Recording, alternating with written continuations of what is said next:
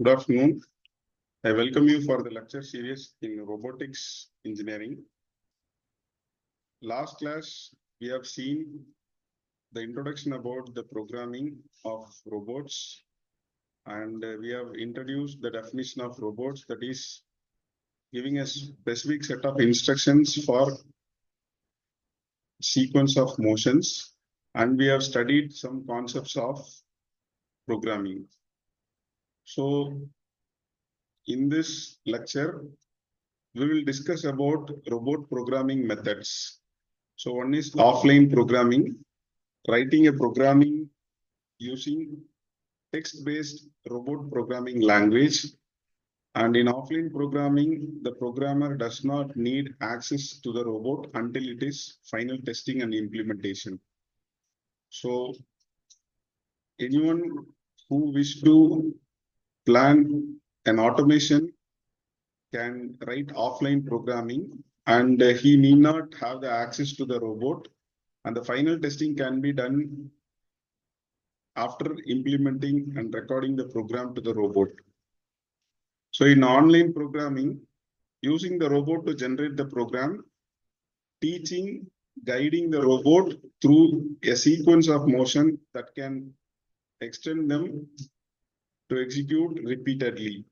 So it is very interesting to see about this online programming.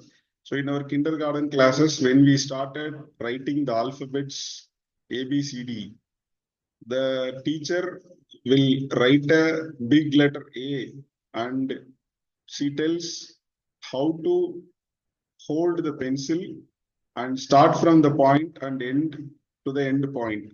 So in the same way, we are going to generate the program using the robot, guiding the points or sequence of motions that can perform repeatedly. And there is a third type of programming, that is combination programming. So often programming is a combination of online and offline. Online to teach location in space, offline to define the task or sequence of operation. So what is this disadvantages and advantages of online and lead-through programs? So the advantage is it is very easy to program since the text language is used. No special programming skills or training is required. And we have certain disadvantages. It is not practical for large or heavy robots. High accuracy and straight line motions are difficult to achieve as any other kind of geometrically defined trajectory, such as circular arcs, etc. Difficult to edit out unwanted operator moves. If the operator moves, the robot or the operator moves to take certain tools, so those are things will be added to the time of robot operation in the program. So then it is difficult to incorporate external sensor data, and synchronization with other machines or equal equipment in the work cell is difficult. A large amount of memory is required when you go for lead-through programming. So online programming, we have two categories. One is teaching, another one is playback. So teaching task, transfer of appropriate programs in robot controller. The robot is along certain trajectories through conducted manually with both the robot and its movement, other devices in the robot cell monitored closely.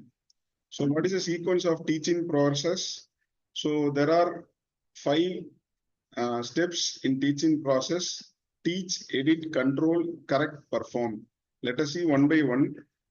When you start the first sequence teach, we are going to tell where the manipulator has to start. That is the starting from points and save the same points.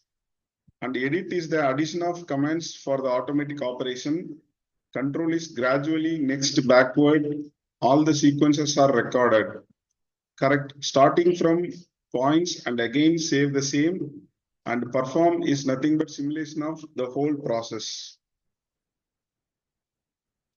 So we have certain types to a teaching program.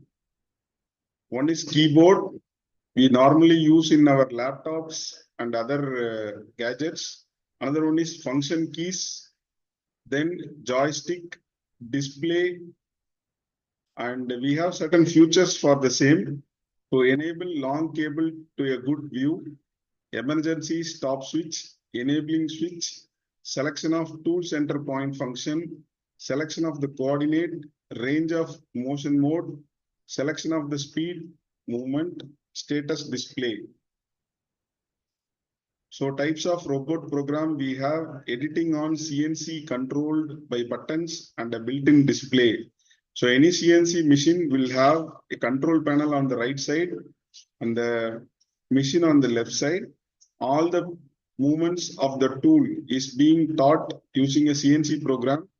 And the latest part is we have already developing a solid model. The same will be decoded and encoded into CNC codes that can be appropriately run by the controller. So it will define the tool path and the total CNC programming is generated. So editing by keyboard and on LCD display is one such kind. Editing by the keyboard and LCD displays the other kind. So we have teaching coordinates, joint, world, tool, and free. So online Teachbox has advantages as we already mentioned. Easy, no special programming skills or training. Can specify other conditions on robot movements. Disadvantages, they are potentially dangerous when the motors are on.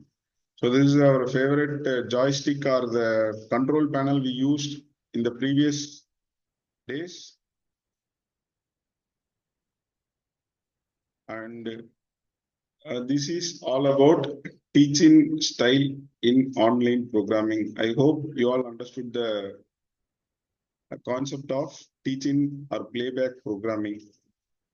Thank you.